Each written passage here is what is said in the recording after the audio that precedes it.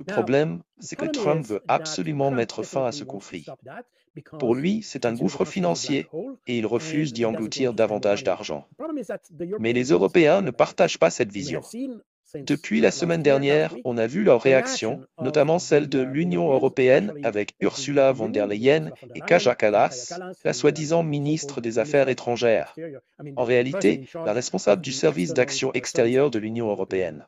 Il y a aussi eu des prises de position du Royaume-Uni avec Keir Starmer et d'Emmanuel Macron en France. Et c'est là que ça devient étrange. Le Royaume-Uni et la France peuvent certes déployer 30 000 soldats en Ukraine, mais quel serait réellement l'impact d'une telle force? Rien ne permet d'affirmer qu'elle pourrait renverser le cours de la guerre. Bonjour chers amis, bienvenue sur la chaîne Monde Multipolaire. Dans cette vidéo, nous allons examiner les événements les plus significatifs des 48 dernières heures et même des dernières semaines. Nous avons beaucoup de mises à jour intéressantes à couvrir, alors plongeons directement dans le vif du sujet. Pour nous soutenir, abonnez-vous, commentez et likez la vidéo. Depuis le début du conflit, les forces russes progressent continuellement. Il y a eu des ralentissements, des accélérations. Mais dans l'ensemble, l'avancée est constante.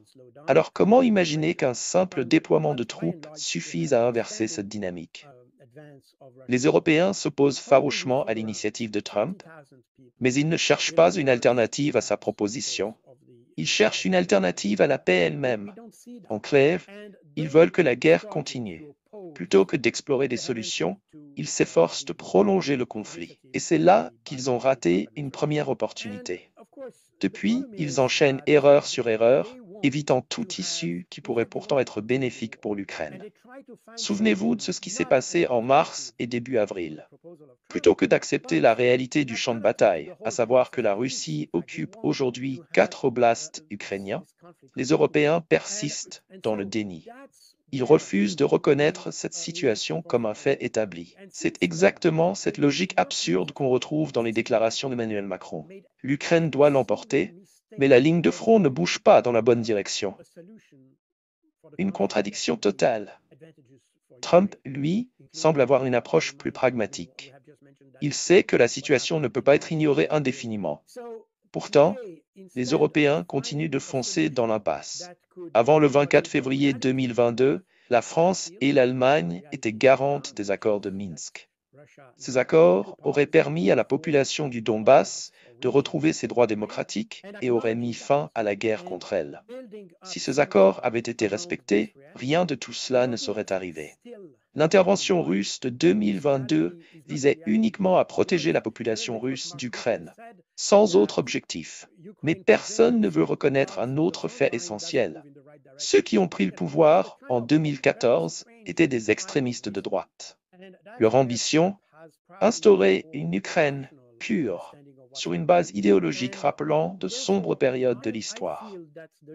C'est pour cela que lorsqu'on entend dire, notamment dans un rapport récent des services de renseignement suisses, que Vladimir Poutine ne reconnaît même pas l'Ukraine comme un pays, on sait que c'est faux.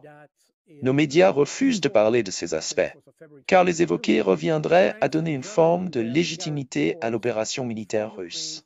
Or, cette opération repose sur une vision clairement exprimée par Vladimir Poutine dans un article publié le 12 juillet 2021. Il y expliquait qu'il n'y a pas de différence fondamentale entre Russes et Ukrainiens sur le plan ethnique. Mais en Occident, cette déclaration a été transformée en Poutine veut annexer toute l'Ukraine. Une interprétation totalement erronée. Depuis, on nous vend l'idée que la Russie cherche à conquérir l'Ukraine de A à Z. Mais en réalité, les motivations sont bien plus complexes. Il y a des raisons profondes qui poussent les Ukrainiens à combattre les Russes et inversement. Ce n'est pas qu'une question de Vladimir Poutine. En Russie, même si beaucoup de citoyens ne sont pas enthousiastes à l'idée de la guerre, ils soutiennent tout de même leur président. Pourquoi? Parce qu'ils ressentent une solidarité avec les Russes ethniques vivant à l'étranger, traités comme des minorités privées de leurs droits.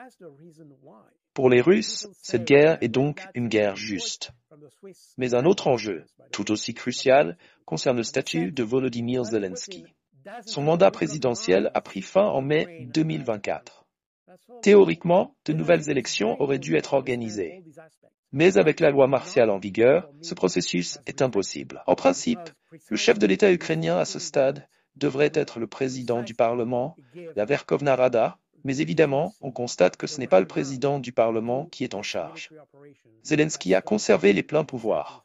Le problème, c'est que non seulement il a publié, avant la fin de son mandat, un décret interdisant toute négociation avec la Russie tant que Poutine est au pouvoir, mais en plus, aujourd'hui, il n'est plus président, il n'a même plus le pouvoir d'abroger ce décret. Il n'est tout simplement plus habilité à prendre cette décision. En outre, plus le conflit dure, plus sa position devient inconfortable.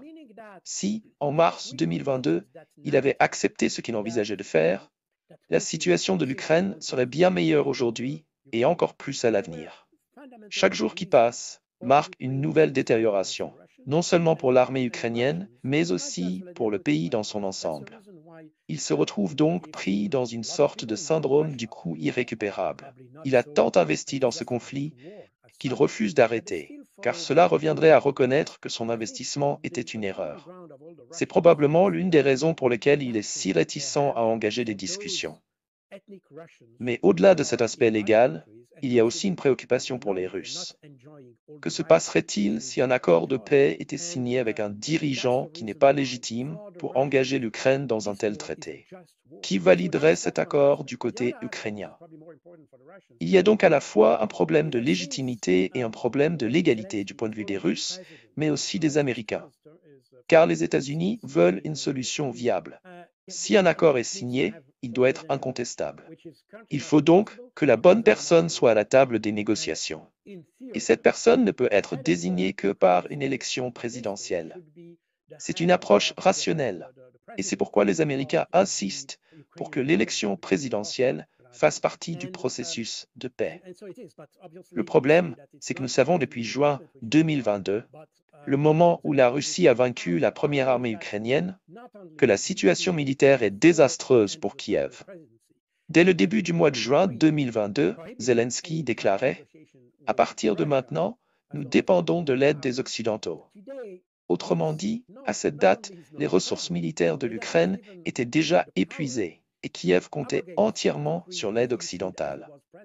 Le même constat s'est répété par la suite, notamment après la contre-offensive de l'été 2023, qui s'est soldée par un nouvel échec. Depuis la fin de l'année 2022 et le début de 2023, il est clair que l'Ukraine ne peut pas vaincre la Russie. Pourtant, toute la stratégie occidentale repose sur une illusion, voire sur une pure fantasmagorie.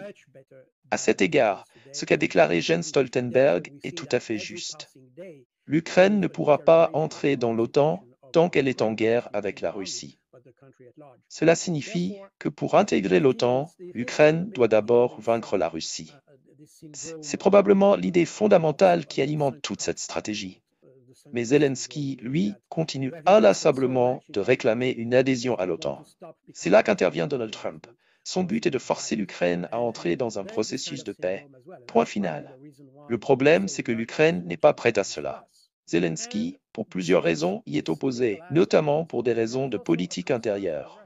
Il n'est pas certain que ses soutiens ultranationalistes accepteraient une négociation avec la Russie. D'ailleurs, à plusieurs reprises, il a été menacé. En mai 2019, Dmytro Yarosh lui a déclaré publiquement « Si tu négocies avec la Russie, je te tuerai ». C'était une menace explicite, relayée ouvertement dans la presse. Contrôle de l'information et héritage de la guerre froide. Les Russes, ou plutôt les Soviétiques à l'époque, pratiquaient la censure dans leur pays. Mais en Occident, nous n'avions aucune censure sur leurs journaux. Pourquoi ? Parce que nous étions convaincus que nous étions sur la bonne voie. Nous pensions que la meilleure information finirait toujours par s'imposer à la mauvaise. Une sorte de sélection naturelle de l'information. Pendant la guerre froide, il était possible d'acheter la Pravda, le journal officiel du Parti communiste soviétique, dans presque tous les kiosques occidentaux, que ce soit à Paris, Genève ou ailleurs. Les médias militaires soviétiques étaient peut-être plus restreints, mais en ce qui concerne les journaux politiques, leur accès était totalement libre. Cela explique la divergence entre Donald Trump et Emmanuel Macron. Trump appartient à une ancienne génération, tandis que Macron représente une génération totalement différente. Trump n'est pas un pacifiste. Mais une chose est sûre, le peuple américain l'a élu. Que Trump soit bon ou non pour le monde, c'est une autre question. Mais ce qui est certain, c'est qu'il a été choisi pour diriger les États-Unis et non pour gouverner la planète. Il agit donc avant tout dans l'intérêt des États-Unis. Cette approche est totalement nouvelle en Europe. Et c'est regrettable, car cela n'aide pas à améliorer la situation. Aujourd'hui, Macron prend des décisions qui vont non seulement à l'encontre des intérêts français, mais aussi contre ceux de l'Ukraine elle-même. Pourquoi? Parce que les dirigeants européens ne soutiennent pas l'Ukraine pour protéger sa population ou réduire ses souffrances. Leur véritable objectif? Combattre Poutine, coûte que coûte. Sinon, ils auraient agi avant, mais ils ne l'ont jamais fait. Non, l'objectif est d'affaiblir, de provoquer un changement de régime en Russie. Et puisque travailler pour l'intérêt des autres entre en conflit avec l'intérêt des États-Unis, il est logique que cela fonctionne. C'est simplement de la logique. Ce que tu n'arrives pas à comprendre, c'est pourquoi les dirigeants européens agissent contre l'intérêt de leur propre population. Et c'est là qu'il faut commencer à se poser la question. Comment ces gens peuvent-ils agir ainsi? Et je reviens encore à Annalena Baerbock. Elle a dit, je n'ai pas la citation exacte, mais en substance, je me fiche de ce que pensent les Allemands, je fais ma politique, et c'est tout. Peu importe ce qu'ils pensent ou ce qu'ils veulent. Ce n'est pas mon problème. Je suis dans cette position et je fais ce que je pense être bon pour l'Allemagne. Et je ne suis pas sûr que cela ait du sens en politique, surtout dans une démocratie. Dans un État dictatorial, c'est un raisonnement qu'on pourrait justifier, mais pas dans une démocratie. Pourtant, cela explique beaucoup de choses. Aujourd'hui, le problème, c'est que je ne suis pas sûr que toutes les élites aient confiance dans ce qu'elles disent. Elles ont une posture politique, un récit, mais ce récit est fabriqué. Ce n'est pas la réalité. Comme nous l'avons vu au cours des 3 dernières années, et même avant, et cela s'applique également au conflit palestinien, au conflit avec la Chine, et à bien d'autres crises que nous avons traversées, nous avons construit un récit pour nous convaincre que nous étions sur la bonne voie. Nous n'avions pas besoin de récit pendant la guerre froide. Il n'y en avait pas. Nous n'en avions pas besoin. Aujourd'hui, si tu compares les dirigeants d'il y a 30 ans à ceux d'aujourd'hui, la différence est énorme. Aujourd'hui, tu vois des gens qu'on essaie de faire monter. J'ai mentionné plusieurs fois Solfjord et Albu et tout cela. J'ai été à l'ONU et à l'OTAN. J'ai initié plusieurs directives pour mieux inclure les femmes dans le processus décisionnel pour le maintien de la paix et les opérations de paix. J'ai insisté sur le fait qu'il est important d'avoir des femmes et d'être inclusif, mais l'inclusivité ne doit pas être un objectif en soi. Ce n'est pas parce que tu dois avoir 50% de femmes que tu dois nommer une femme.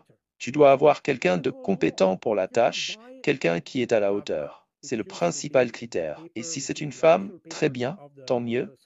Mais elle doit être la meilleure, celle qui peut faire avancer les choses. Pas les reculer. Mon avis est que manifestement les Européens n'ont jamais compris cela parce qu'ils ne voulaient pas comprendre. Comprendre cela aurait signifié qu'ils n'ont pas fait leur travail. Et cela s'applique particulièrement à la France et à l'Allemagne, qui avaient la capacité d'arrêter la situation avant même qu'elle ne commence, mais ils ne l'ont jamais fait. Ce qui est surprenant, c'est l'incapacité des dirigeants européens. Et quand je parle de leadership européen, je parle du leadership de l'Union européenne, mais aussi de celui des pays individuels, en particulier des grandes nations comme l'Allemagne, la France, l'Italie et le Royaume-Uni. Ce sont ces pays qui ont la capacité et le pouvoir politique d'arrêter cela. Mais ils ne l'ont pas fait. La chose étrange dans tout cela, et c'est là que peut-être seuls des psychiatres ou psychologues pourraient l'expliquer, c'est que cela semblait évident. Parce que Zelensky lui-même l'a dit en mars 2022. Je ne suis pas sûr d'avoir la citation exacte, mais il a déclaré en mars à CNN, et c'est clair que la question se pose. Et encore une fois, tout le monde le répète.